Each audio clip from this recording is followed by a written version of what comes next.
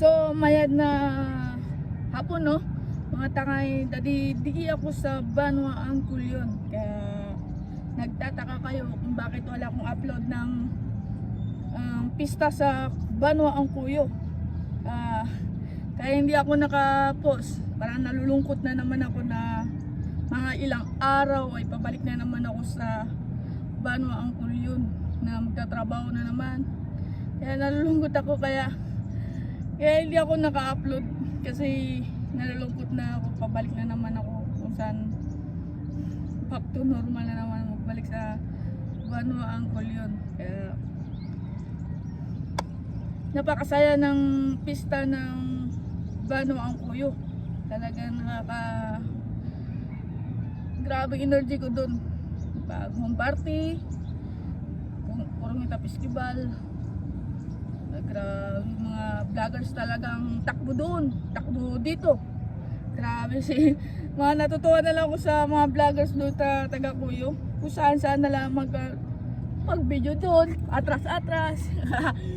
Parang na-videoan ko rin sila na nag-video nila, parang ganda gawa ng ng post over.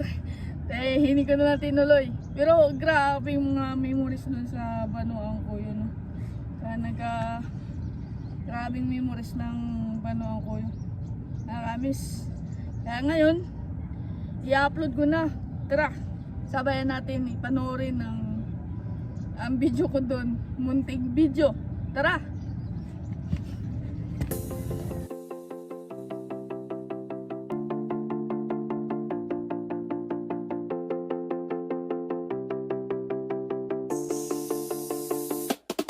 Kung alagaw ang matilong para siyara na mas tangay pa ko ng tabang ang isara sa tinluan sa intirong Palawan, bihira mo lang mapakunan, pero kung kabut ka o dige magakong karo.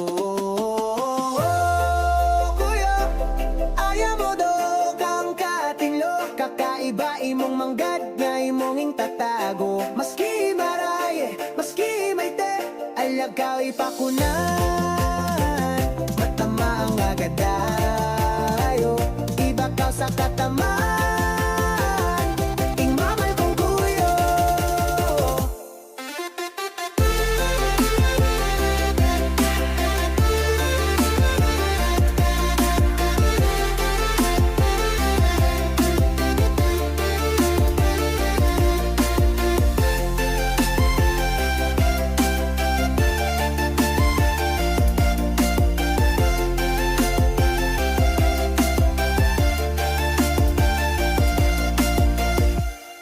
Kung alakaw ang matilong para siya, basta nga'y panapagpawang isara sa